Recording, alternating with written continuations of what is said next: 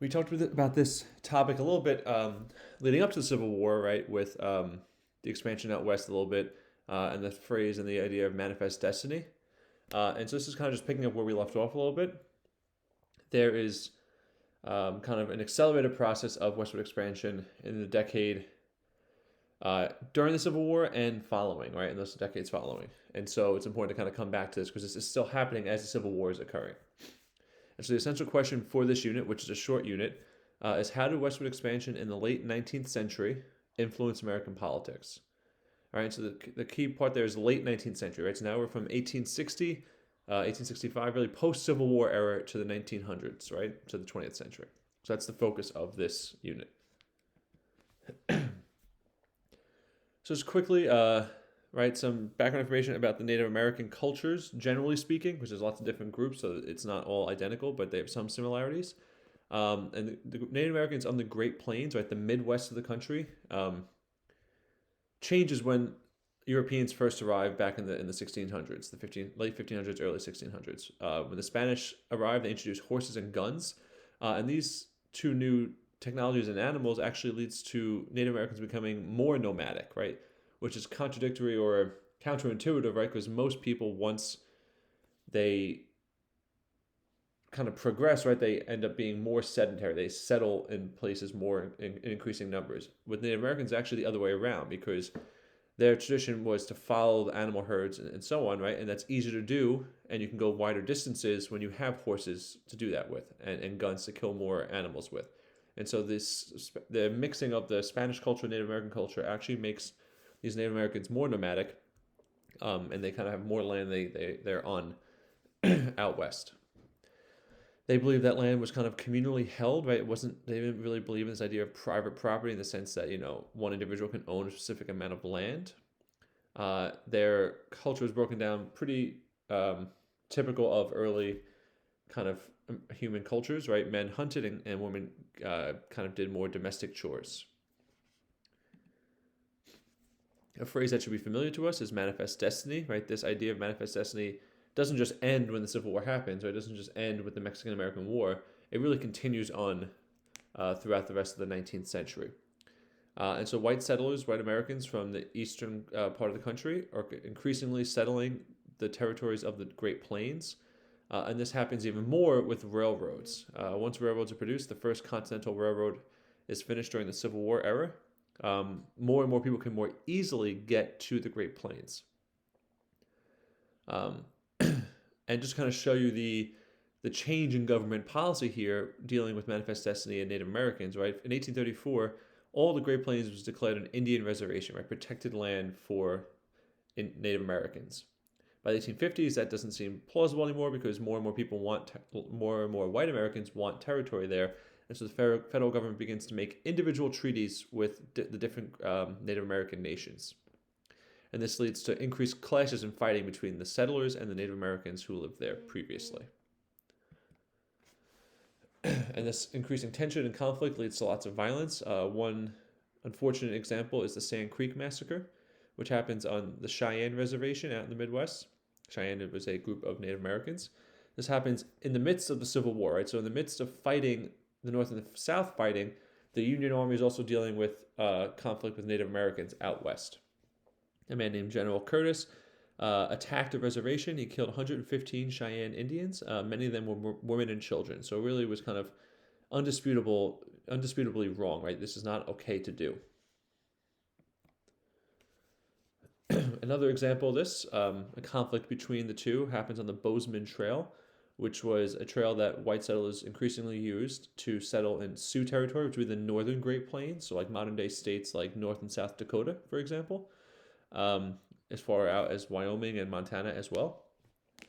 And they were moving into this Sioux territory, Sioux, another Native American group, and the Sioux did not like this, and one of their kind of most famous leaders was a man named Crazy Horse.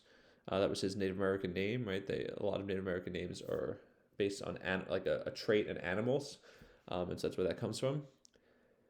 He leads an attack on these American soldiers, killing 80 of them, right? So the American response is warfare, right? They fight in this conflict between the Sioux and the American army, and it kind of is agreed. Peace kind of comes partially with the Treaty of Fort Laramie, which we've also mentioned. We mentioned that earlier on in the year as well. But most of the Sioux tribal leaders agree to give up some land for a reservation along the Missouri River. One leader in particular, a man named Sitting Bull, who will come back up in our story shortly, refuses to sign this treaty, refuses to give in to the white Americans. In the 1870s, another conflict opens up, another what could be considered a war, the Red River War. And it's a fight between Comanche and Kiowa Indians with American settlements out in the kind of more of the Southwest and states like Colorado in the Southwest. That's where the Comanche in Texas, right? That's where the Comanche are focused on. And they were actually a pretty powerful Native American group that manages to kind of have the upper hand in this region, right? Texas, parts of Oklahoma, New Mexico, Arizona, that part of the country for a long time, right? When that's actually under Spanish control, the Spanish claim control, but in reality, the Comanche have a commanding authority in that area during that time period. So they were kind of one of the examples of a Native American group having the upper hand for a long time.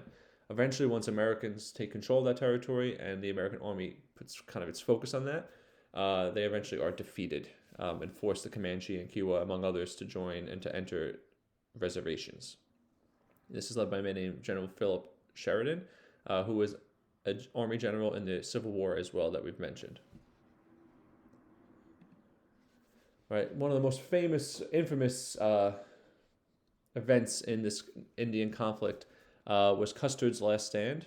Custer's last stand. Sorry, not Custers. Custer's last stand. It's a typo there. Was a conflict between Americans moving out west more on the Sioux land again, right, because of desire to get gold. There was gold discovered in part of the Sioux territory.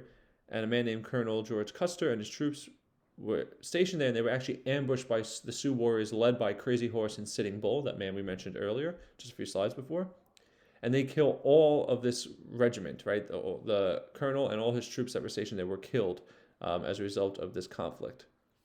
And this causes severe repercussions from the Union Army, the American Army, and eventually Sitting Bull is forced to surrender, and much of the Sioux actually leave and they head north into Canada at this point. They kind of give up their ancestral lands and settle in parts of Canada, and that happens in 1876.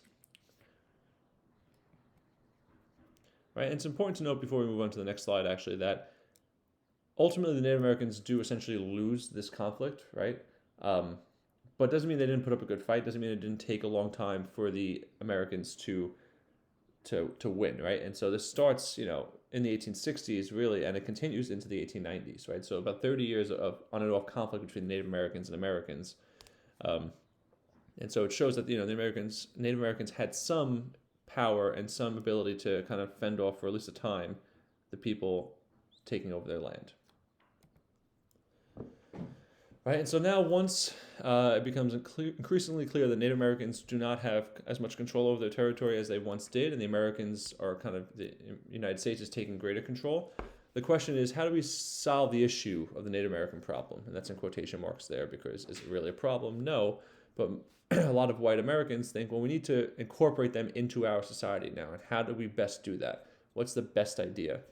And many people begin to think that the reservations isn't the best idea because it's keeping them isolated, keeps them distinct, right? And the better idea is to assimilate them, right? Which means to bring and to adapt Native Americans into white culture.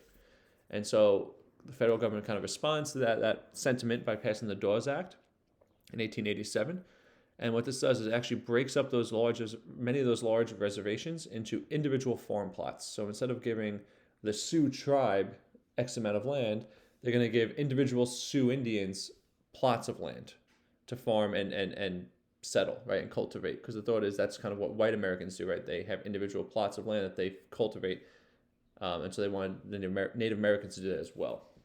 They also established schools for Native American children, which sounds nice, right? But it has a dark side to it as well, because many of these were boarding schools, and many Native American tribes were forced. The army and the government came in and forced children out of their homes and into these boarding schools.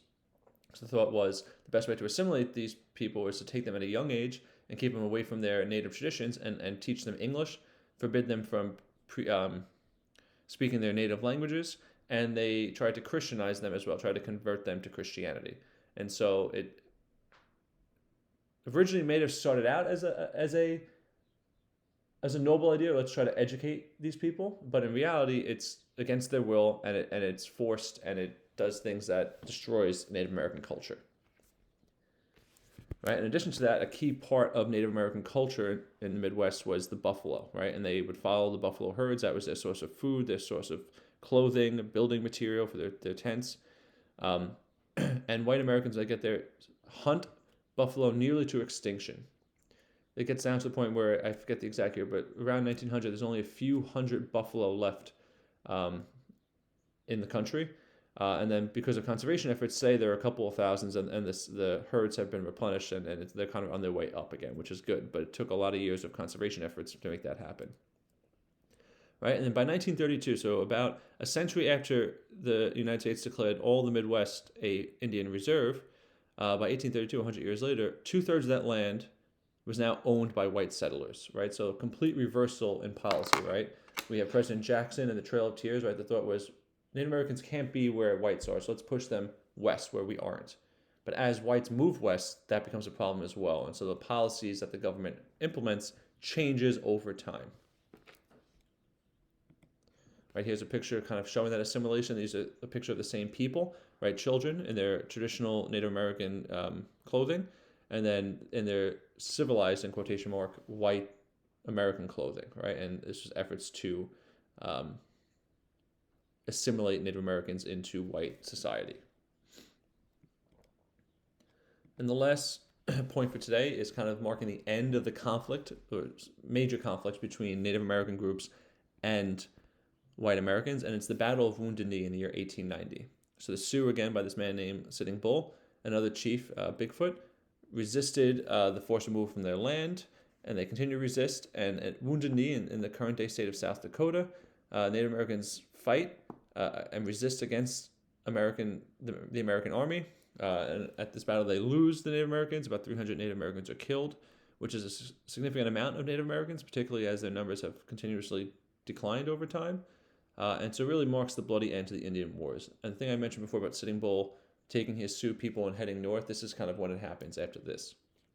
Right, so again, right from 1865 or so till 1890, there's constant conflict between Native Americans trying to resist white encroachment onto their land. And by 1890, though, they were essentially defeated, and most of the Midwest and the west of the United States is now solidly in the control of the United States of America. So next time we meet, we're going to talk about the kind of experiences in the culture of white Americans who are now settling in the Midwest and the West, and how the government tried to encourage that. So that's the next focus of this unit.